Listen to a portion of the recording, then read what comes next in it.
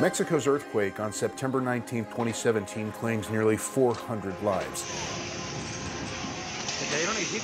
More than half of them in Mexico City. First responders from around the world help locate the living and the dead. Many of these responders are local volunteers from Mexico called Los Topos, or moles. Unpaid, not afraid to crawl beneath mountains of broken concrete in search of life or death. Moles like Carlos Cienfuegos. Si uno vive con miedo, va a morir con miedo. Todo es peligroso. Tengo 45 años de dedicarme a esto, he estado en los desastres más grandes de la historia de la humanidad y sigo aquí todavía. At the age of 10 in 1972, Cienfuegos volunteered for Mexico's Red Cross. When he was 23 in 1985, Cienfuegos says Mexico City's horrific 8.1 earthquake that claimed 10,000 lives baptized him as a rescuer. 1 week into the '85 quake, Cienfuegos and other volunteers pulled dozens of people miraculously still alive from the ruins of the city. Since then, he says he has volunteered on hundreds of rescue and recovery missions in the aftermaths of natural disasters on every continent, from tsunamis in Japan to dozens of earthquakes from Haiti to Ecuador, to hurricanes in Florida to Houston. Back here in Mexico City this evening, Cienfuegos leads rescuers recovering a body. While he's saved hundreds of lives, he has carried, he says, far more bodies than people saved. Long ago, stopping to count the dead, he says, to protect his mental health.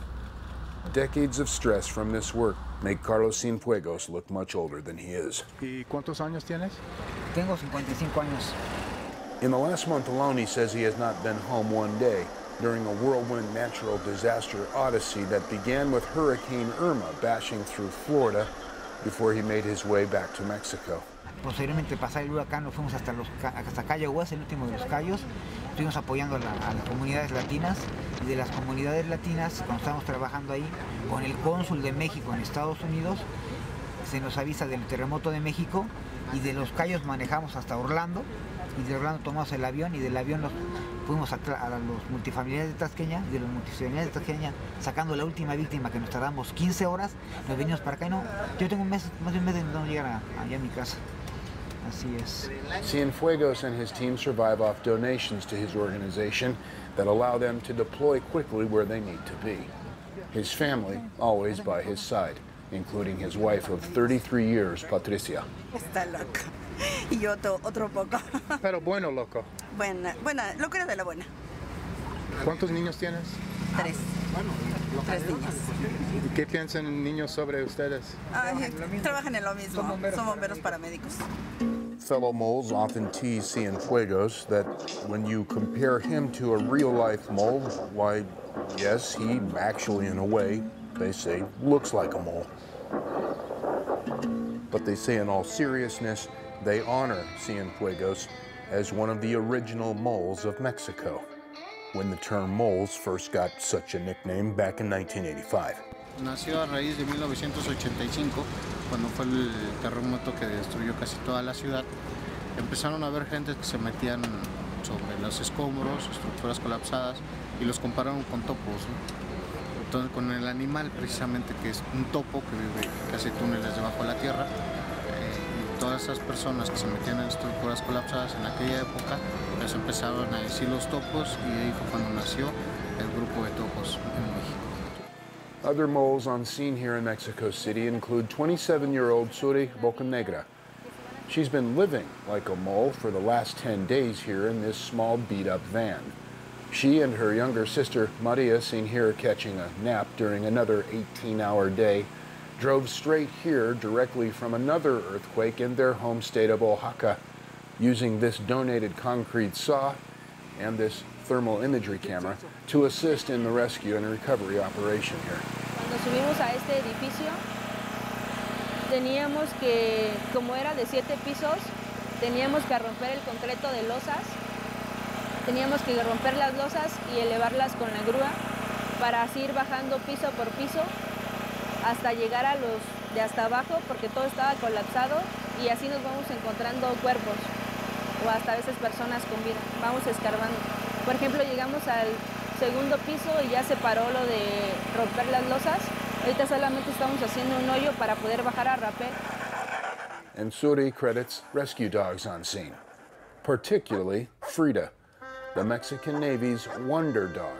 Seemingly everyone around the world has heard of by now, from TV news reports to talk shows. Over her 6-year career, Frida has reportedly found 12 people alive and found 41 bodies. She and her fellow canine rescue mates training constantly for their important rescue work, say her Navy Marine handlers. Yo creo que Frida nos sirvió para hacer un vínculo con la población. Es muy satisfactorio el saber que las personas se acercan a nosotros a estrecharnos la mano, a darnos un abrazo con lágrimas en los ojos, decirnos gracias por la labor que están haciendo. They say herding and hunting dogs like shepherds or Labrador retrievers are ideal rescue dogs. Like the others in the Navy's Canine Rescue Unit, Frida began training when she was just 2 months old. They're trained to find people by first learning how to fetch toys and balls. The canines learn to associate the smell of a person with the reward of a ball or toy. El olfato de un perro jamás lo van a poder reemplazar un equipo electrónico. Entonces, tanto el olfato del perro, el sexto sentido que tiene un perro, todos sus sentidos que tienen más agudos o más sensibles que los del ser humano, son un auxiliar muy importante en cualquier equipo de rescate del mundo. The dogs will train several hours a day like this at first for about a year. Frida is seen here training for rescue operations with a pair of Belgian Malinois, Evil and Echo. Evil and Echo, who are each a year and a half old, are still young compared to Frida's 7 years, and they usually go into collapsed buildings first. If they sense a person is alive, Frida will be sent in to confirm. If the dogs begin to bark, this usually means someone is alive inside. If they find a body, they are said to stop in their tracks and not move. The cost to train rescue dogs privately can range from $400 for 1 week of training to several $1,000s over their lifetime to maintain proper training and for feeding and housing and transportation costs that don't include the earnings of their handlers. They say Frida's mere presence in Mexico during earthquakes in Oaxaca State and Mexico City is said to have dramatically raised morale here. Not to mention the added resource canine rescuers like Frida provide by going where no human rescuers can get to, says rescuer Zuri Bocanegra. Ellos pueden ir un poco más, caben un poco más y el olfato de los perros pues es mejor que el del humano, entonces detectan. Frida may not quite understand when everyone calls her a hero, but her human volunteer rescuers do. They too being called heroes by Mexico City residents like Mariana Lopez. Absolutamente, absolutamente. Hay que nacer así para poder hacer eso sin ningún interés y de una manera así, desinteresada. Se tiene que traer en la sangre para hacer eso. Están a un lado de la muerte ellos. Y también con la esperanza de encontrar lo que sea, vida, un recuerdo, algo que sea, que le dé esperanza a otra persona. Es muy peligroso, pero están arriesgando su vida por la de sus hermanos. No hay palabras para describir el trabajo, el servicio que están haciendo por gente que no conocen sin esperar nada a cambio. Es una muestra de solidaridad, de hermandad, de unidad del pueblo, de lo que es realmente el espíritu de México. ¿Héroes? No, no somos héroes, somos personas que nos gusta ayudar a la gente. Dicen que los héroes están en el panteón, somos personas normales. Cienfuegos says perhaps volunteers like his team might have been able to do more during this quake in Mexico City had the Mexican government not restricted the efforts of most moles. Early on, the government became concerned that some copycat volunteer rescuers with little or no experience were only adding to the early chaos here, and that conditions at collapsed buildings were too dangerous for volunteer rescuers. But Cienfuegos disagrees. Otros dicen que es peligroso y ya nos quieren dejar entrar a trabajar. ¿Qué es peligroso? Pues todo es peligroso. Aquí en México es más peligroso tomar un colectivo, un transporte público que te traiga del Estado de México al Distrito Federal porque tienes riesgo de que te den un plomazo y te mate. Es más peligroso eso que subirse a rescatar a la gente. Como tal héroe no.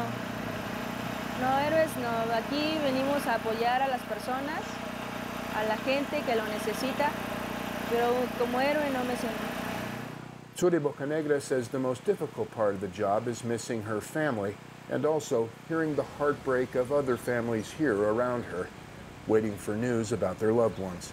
No ves a tu familia durante mucho tiempo y las personas que perdieron a sus familias te preguntan que si ya sacaste un cuerpo, que si ya sacaste una vida, que si van a seguir sacando vidas y así. Es difícil.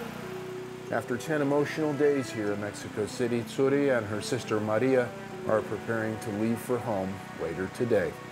Nosotros estábamos en el estado de Oaxaca porque anteriormente había pasado el primer sismo ahí y fuimos a brindar el apoyo allá. Cuando pasó el sismo de aquí de 7.2 en México, inmediatamente paramos labores en Oaxaca y nos dirigimos a la Ciudad de México. As for Carlos Cienfuegos and his team, one big question they have now is just how much longer will their ancient 1978 rescue van last after banging along for more than 1 million miles on the road. No queremos donativos, pero por medio de Estados Unidos, a ver quién nos regala, nos obsequia, ver el vehículo con el que andamos, a ver quién alguna estación de bomberos que nos pueda donar una ambulancia y un camión de bomberos pequeño. Por favor, toma la unidad. Es una unidad modelo 78 y nos seguimos moviendo ayudando a la gente. 78 eso. ¿Sí?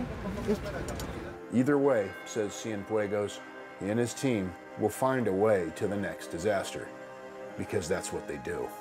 Sí, es una forma de vida, es una forma de pensar, es el amor a la gente. O sea, nosotros no tenemos raza, no tenemos credo, no tenemos religiones. Hemos estado en Irán, como hemos estado en Estados Unidos, hemos estado en 31 países del mundo, los 5 continentes.